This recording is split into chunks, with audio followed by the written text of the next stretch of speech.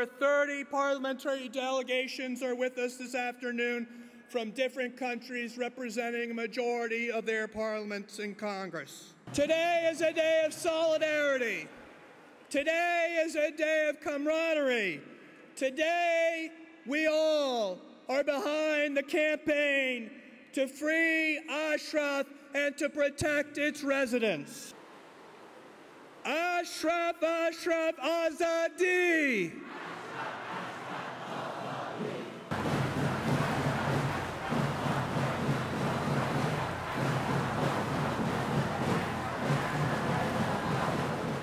Je veux ici aujourd'hui m'exprimer au nom des maires et des élus qui soutiennent la résistance iranienne et qui soutiennent d'abord le combat de nos amis d'Ashraf.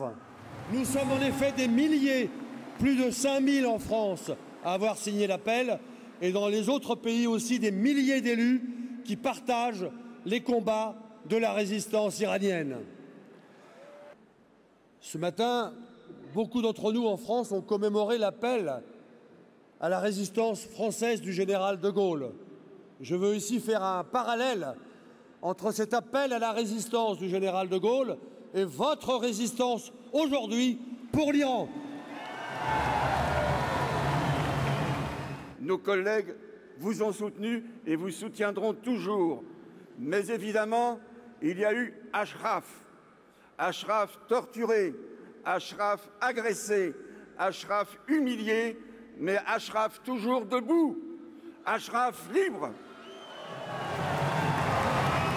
Au nom de mes collègues du Parlement français, je viens vous exprimer le soutien et la solidarité de la majorité des parlementaires français, solidarité au combat que vous menez. Nous, députés de gauche comme de droite, faisons avec vous, avec Mariam Rajavi et pour l'Iran, le pari de la démocratie et de la laïcité. En 1943, alors que l'issue du combat contre la barbarie nazie était encore incertaine, le général de Gaulle a dit, je le cite, « Soyons fermes, purs et fidèles, car au bout de nos peines, il y a la plus grande gloire du monde, celle des hommes qui n'ont pas cédé. » Aujourd'hui, le combat des parlementaires français, c'est celui de la démocratie et de la liberté. Ce combat, c'est celui du peuple iranien en lutte, c'est celui des martyrs d'Ashraf, c'est celui du Conseil national de la résistance iranienne, c'est celui de tous vos frères de combat qui sont ici avec vous aujourd'hui. Il me semble que l'organisation Les Moudjahidines du peuple fait partie désormais des groupes que l'Union européenne reconnaît comme un acteur légitime de la vie politique iranienne, puisqu'elle l'a radié de la liste des organisations soutenant le terrorisme. Je crois que cela justifie donc pleinement que nous puissions avoir un dialogue courtois et constructif avec vous comme avec toutes les organisations politiques qui nous le demandent.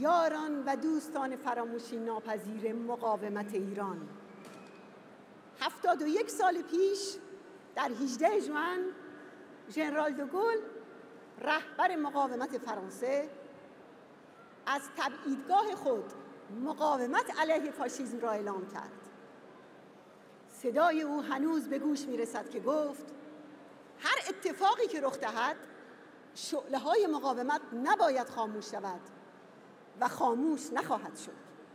بله، مقاومت خاموش نخواهد شد، بلکه بر آن است که آرمان آزادی را به پیروزی برساند.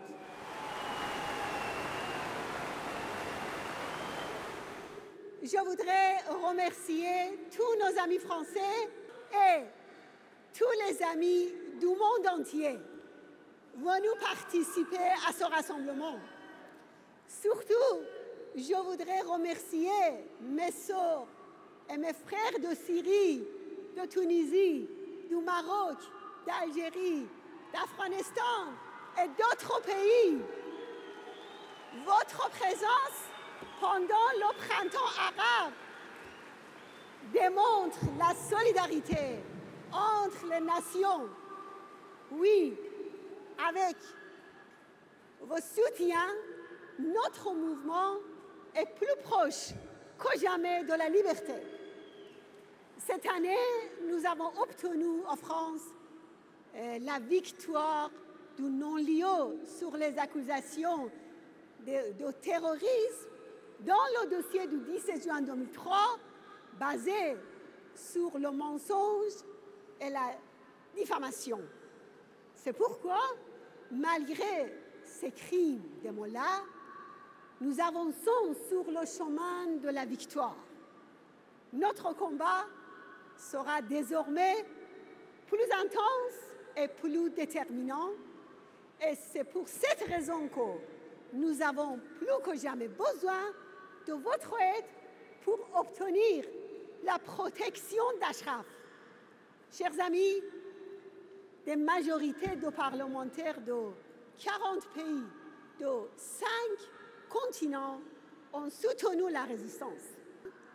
L'histoire a toujours montré la victoire de la justice, mais cela demande de grands sacrifices et de la persévérance des femmes et des hommes qui forment l'avant-garde.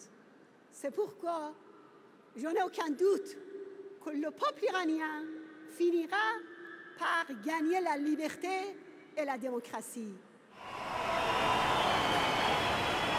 Je suis heureux aujourd'hui de saluer la décision d'un juge français qui enfin a eu le courage de dire que les poursuites commencées le 17 juin 2003 étaient des poursuites intolérables et que ceux qui étaient poursuivis étaient en réalité des résistants.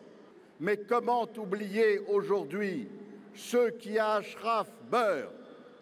Comment oublier la complicité du monde, le silence du monde devant ces massacres inadmissibles?